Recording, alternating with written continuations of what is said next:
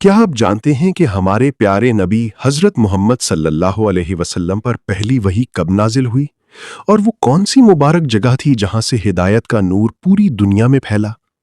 آج ہم ایک ایسا عظیم واقعہ جانیں گے جو ہر مسلمان کے دل کو محبت اور ایمان سے بھر دیتا ہے، اس لیے آخر تک ضرور سنیے۔ ناظرین، نبی کریم صلی اللہ علیہ وسلم کی عمر مبارک 40 سال تھی۔ آپ صلی اللہ علیہ وسلم عبادت اور غور و فکر کے لیے غار حرا میں تشریف لے جایا کرتے تھے۔ پھر رمضان المبارک کی ایک بابرکت رات وہ عظیم لمحہ آیا جس نے تاریخ بدل دی۔ حضرت جبرائیل علیہ السلام اللہ تعالیٰ کا پیغام لے کر حاضر ہوئے اور فرمایا، اقرا یعنی پڑھیے۔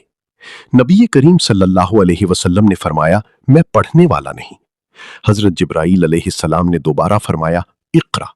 پھر تیسری مرتبہ فرمایا، اقرأ بسم ربک الذی خلق، خلق الانسان من علق، اقرأ وربک الاکرم۔ یہ قرآن مجید کی پہلی نازل ہونے والی آیات تھیں۔ یہی وہ مبارک لمحہ تھا جب نبوت کا آغاز ہوا، یہی وہ لمحہ تھا جب ہدایت کا دروازہ کھلا، اور یہی وہ لمحہ تھا جب انسانیت کو روشنی نصیب ہوئی۔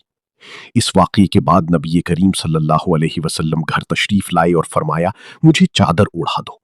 پھر آپ صلی اللہ علیہ وسلم نے یہ سارا واقعہ حضرت خدیجہ رضی اللہ تعالی عنہا کو سنایا۔ حضرت خدیجہ رضی اللہ تعالی عنہا نے فرمایا، اللہ کی قسم، اللہ تعالی آپ کو ہرگز رسوا نہیں کرے گا، کیونکہ آپ صلی اللہ علیہ وسلم صلہ رحمی کرتے ہیں، سچ بولتے ہیں اور کمزوروں کا سہارا بنتے ہیں۔ ناظرین، اس واقعے میں ہمارے لیے بڑا سبق ہے کہ اسلام کا آغاز ہی علم سے ہوا۔ پہلا حکم نماز نہیں، روزہ نہیں، بلکہ پڑھیے تھا۔